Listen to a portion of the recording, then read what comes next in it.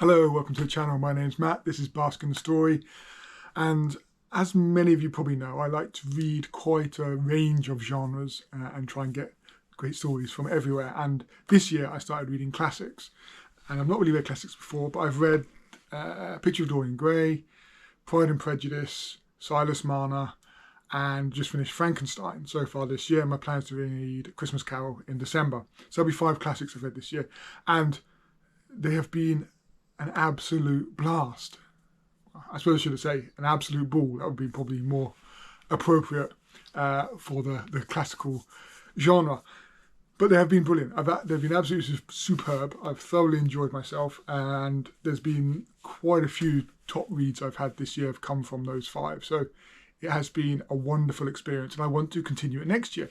And we're into that period of time, heading towards the end of November into December, where we start to think about, what do we want to do next year? What do we want to achieve in 2024? And one of the things is I would like to read some more classics next year. So I've had to think about which ones I'd like to read, and I've got a list. I do need a little bit of help on a couple of them as to which book from an author I will pick up next year. So we'll come on to each of them, and you can let me know in the comments which you think may be best for me to read first.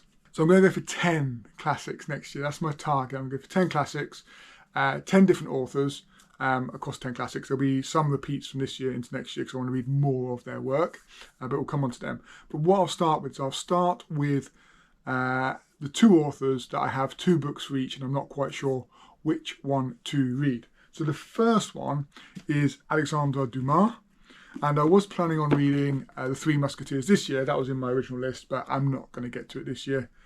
So I've got The Three Musketeers or The Count of Monte Cristo for next year, and I've got to make a decision really. Now, initially I was going to Three Musketeers because it's smaller.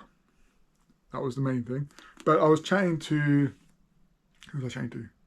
I think it was Jem from Gem of Books, and she was suggesting that for her this one was a much more entertaining book and a much quicker read. Even though it is a chunkier book, it was a much quicker read than she found The Three Musketeers. So now I'm a bit in a quandary as to which of these 2 I should pick first. So let me know in the comments, The Three Musketeers or The Count of Monte Cristo. So this does seem like quite a blast of an adventure story. Again, this does seem more sort of, I suppose, historical fiction-esque story. And I do like historical fiction as well. I mean, this is historical fiction as well. But let me know. I'm not quite sure which one to go through. Do I go for the slightly, I mean, it's still, I say slightly shorter. It's still 700 pages, and this is what, 1,000? Yeah, almost 1,100 pages. So they are both quite big books, but this one is significantly bigger. So let me know which one you think I should read first. The other one is an author that, until I really got to Booktube, I hadn't heard a lot about, much for my sins. But I was watching Kate Howe, and she is quite, well, not quite, she's very positive about this author, so I'm intrigued to pick up some of her work, and that's Elizabeth Gaskell. Now, I don't have any of her work at the moment, so it would be a new purchase for myself, or a library borrow, possibly more likely. There's 2 books that seem to come highly recommended from Elizabeth Gaskell, and that's North and South, or Cranford, and I have no idea which one to pick to read first. So, again, I need your help. Elizabeth Gaskell is someone I don't know a huge amount about as an author, but as I've sort of I've watched a couple of videos on classics to read, and her name is coming up a lot, and it's not someone I've heard of prior to this sort of bit of research into classics. So Elizabeth Gaskell, Cranford, or North and South. Which one should I pick up first? Let me know in the comments. Then we get into some, actually let's do some others that I don't actually own at the moment that I want to pick up. So most of my selection are sort of from the 1800s, so Victorian or just pre-Victorian in my options. But there is one that's earlier than that, and that is The Monkey King by Wu Chengyun, I think. I'll put it up here. And this is a Chinese classic from the late 1500s, 1592, I believe. And so this, I'm quite interested in picking up this one up and seeing something from a very different time era, a couple hundred years before the others, but also a different location, so Chinese classic rather than a more Western classic, I suppose, from that point of view. So this should be quite interesting. It sort of seems to be sort of almost like a fantasy adventure, perhaps a bit of religion. I've also heard there's a bit of humour in there, a bit of an adventure story. So I'm quite looking forward to this. This should be hopefully a fun read, an entertaining read, but quite a different read from the others as well. So that should break it up quite nicely. So that's the Monkey King. Then the other one I want to do, talking about chunky books as we were with the Count of Monte Cristo, the other big, fat, chunky book that I would like to attempt is War and Peace by Leo Tolstoy. And I am slightly daunted by it because it is a massive tome from what I've seen, but it is one of those classics that is very highly regarded, and I would like to see what it's about and see how much I get into it. So this is one that's definitely on the list. I have no idea on the timelines of when I'm going to read all these as of yet, or what order I'm going to plan them in, but I'll think about that more as we head towards 2024. But yeah, this is one that's definitely on my list, and I've got to decide whether it's a physical read or an audiobook. I mean, the audiobook is 45, 46, 47 hours, something like that. It's an enormous audiobook, obviously, because it's an enormous book. So Leo Tolstoy's War and Peace is the other one. And is there any more that I don't know? Oh yes, the other one that I wanted to read that I don't own currently, or I can't find, I thought we had a copy somewhere in the house, but I cannot find it currently, is another one by George Eliot. So I read Silas Mana by George Eliot this year and enjoyed it. It was probably the one that I struggled the most with getting into the language initially of the ones I've read, but it did have quite an emotional punch, and she created quite remarkable visualizations of the scenes and the town sort of country life that she had in that book, and I thoroughly enjoyed it, and I wanted to read more. Now probably her most famous work is Middlemarch, so that's the one I would like to attempt to read next year, 2024. So I'm going to put George Eliot's Middlemarch on this list as well and try and get to that. There's two other authors that I have read or I'm going to read this year that I also want to pick up next year.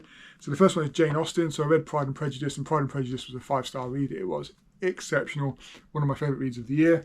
But when I was picking this, I actually put out to you guys the option of I had Northanger Abbey or Pride and Prejudice. And I think it was by like one vote, Pride and Prejudice. I thought I was going to have to toss a coin at some point, but fortunately someone broke the deadlock and chose Pride and Prejudice. So thank you for that. That was an amazing choice. But now next year I'm going to pick up Northanger Abbey and continue with Jane Austen and see whether Pride and Prejudice for me was just a one-hit wonder that just blew me away, or whether there's more that I can thoroughly enjoy. And obviously she's got quite a catalogue of classics to get through if I do find that her writing is the one that I thoroughly enjoy. So Northanger Abbey, moving on from having read Pride and Prejudice. And the other one who I haven't read yet is Charles Dickens. As I say, I'm looking to read Christmas Carol this December, but then I was thinking I'd like to pick up another one. A lot of his are quite chunky, but I've gone for Oliver Twist because I sort of know the story. Obviously an orphan boy working in the poorhouse, and then various adventures happen to him in the criminal underworld. And this one we've got nice little, I don't know if you can see that, but nice little images as well, sort of original images in there. Let's have another one. So we can, so that's quite a nice touch. So I quite like to read this one. I think because I sort of know the story from the films, etc., that will help me with this book and working through it and sort of being able to visualise it quite easily. So I'm looking forward to that one with Charles Dickens. I know some of his other work is perhaps more highly regarded, but I'm going to pick up this one first because I think it will be a good entry level to one of his sort of full novels rather than The Christmas Carol, which is obviously a short story really. Then we move into 3 authors I have not read, so are brand new to me, but we do have the books in the house.